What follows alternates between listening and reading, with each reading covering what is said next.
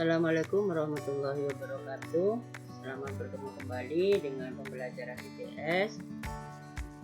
Seperti biasa, mari kita berdoa terlebih dahulu.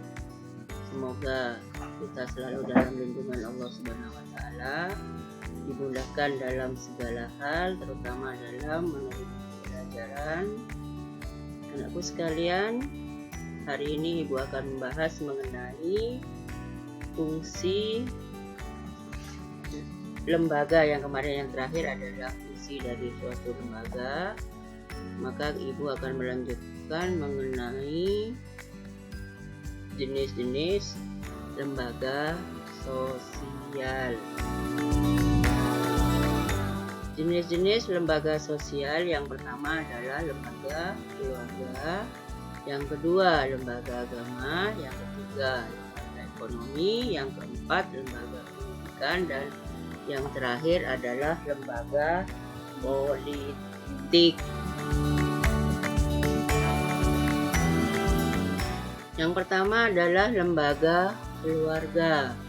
Keluarga adalah merupakan lembaga atau unit sosial terkecil dalam masyarakat yang terdiri dari ayah, ibu, dan anak. Keluarga berperan membina dan membimbing anggotanya agar mampu beradaptasi. Sedangkan fungsi lembaga keluarga adalah yang pertama, reproduksi, ekonomi, afeksi, pengawasan sosial, pemberian status, proteksi, dan sosialisasi. Ibu akan membahas mengenai satu persatu mengenai fungsi dari lembaga keluarga. Yang pertama adalah fungsi reproduksi, yaitu melanjutkan keturunan. Jadi fungsi reproduksi adalah fungsi yang berkaitan dengan melanjutkan keturunan. Itu terbentuk dari pernikahan yang sah, di mana manfaatnya adalah untuk mendapatkan atau memberikan keturunan. Kemudian yang kedua adalah fungsi proteksi, memberikan perlindungan. Ketika seseorang berada dalam keluarga, maka keluarga tersebut melindungi anggotanya demi memperoleh ketenangan dan ketentraman. Jadi proteksi itu adalah memberikan perlindungan terhadap anggota keluarga. Kemudian yang ketiga adalah fungsi ekonomi. Fungsi ekonomi mencukupi kebutuhan ekonomi. Fungsi ini menunjukkan aktivitas keluarga berkaitan dengan upaya mencukupi kebutuhan hidup anggota keluarganya. Itu yang dimaksud dengan fungsi ekonomi.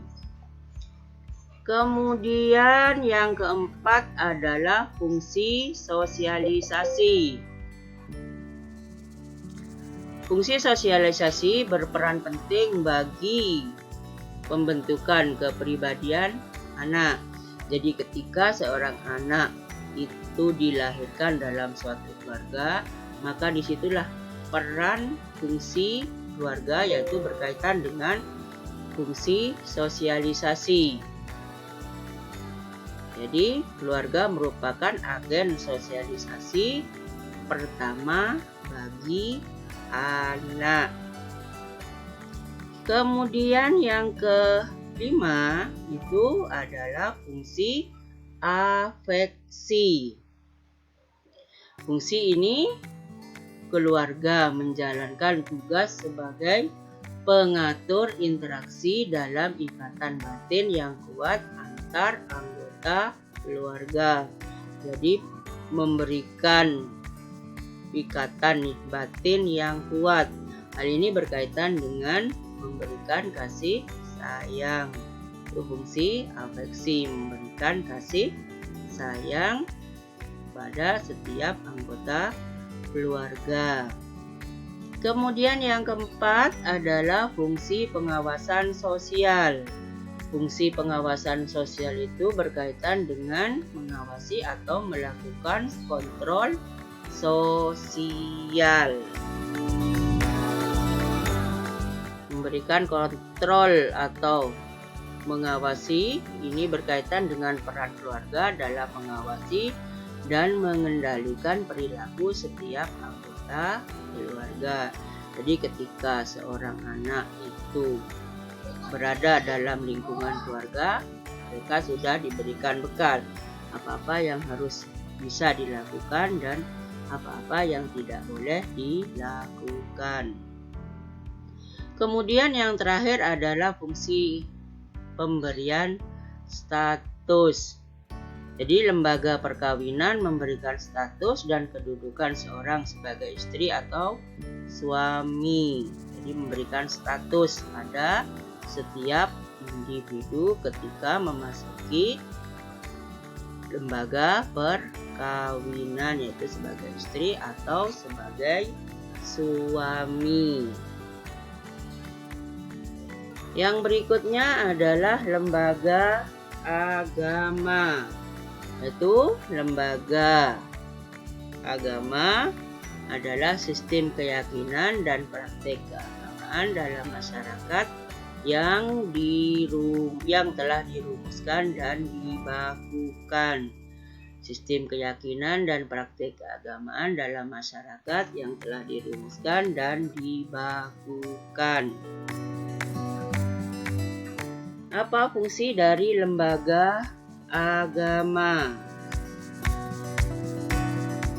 Yang pertama adalah sebagai pedoman hidup. Sebagai pedoman hidup manusia dalam menjalin hubungan sesama manusia dan dengan Tuhan. Jadi menjalani hubungan sesama manusia maupun dengan Tuhan.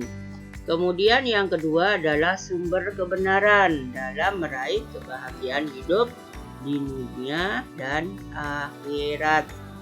Yang ketiga, memberikan jadi pedoman tuntutan prinsip, memberikan prinsip benar atau salah sehingga menghindarkan manusia untuk melakukan perilaku yang menyimpang. Jadi memberikan prinsip yang benar dan salah itu berkaitan dengan tuntutan prinsip. Kemudian yang berikutnya adalah pedoman kebaikan. Jadi lembaga agama merupakan pedoman bagi manusia dalam berbuat baik kepada sesama atas dasar keimanan kepada Tuhan. Kemudian yang berikutnya adalah pedoman kebenaran. Jadi pedoman kebenaran itu sama dengan pedoman kebaikan, mana perilaku yang benar, yang sesuai dengan agama yang dianut, dan mana pedoman yang salah, yang tidak boleh dilakukan oleh masyarakat atau kelompok masyarakat. Ini yang berkaitan dengan yang terakhir adalah hiburan dan rekreasi, yaitu mempertemukan antara kelompok atau golongan dalam suatu lembaga besar agama dalam keterikatan persaudaraan sehingga terjadi disatukan oleh ikatan kepercayaan yang sama. Itu adalah fungsi dari lembaga agama. Nana, Ibu sudah menjelaskan mengenai jenis-jenis lembaga sosial. Kita akan belajar mengenai lembaga sosial, agama, dan lembaga keluarga. Untuk pertemuan berikutnya, kita akan melanjutkan belajarnya mengenai lembaga ekonomi, politik, dan lembaga pendidikan serta fungsi dari ketiga lembaga tersebut. Ibu akhiri untuk hari ini. Semoga pembelajaran kalian dalam belajar mudah memahami dan bermanfaat bagi kalian. Ibu akhiri, Assalamualaikum warahmatullahi wabarakatuh.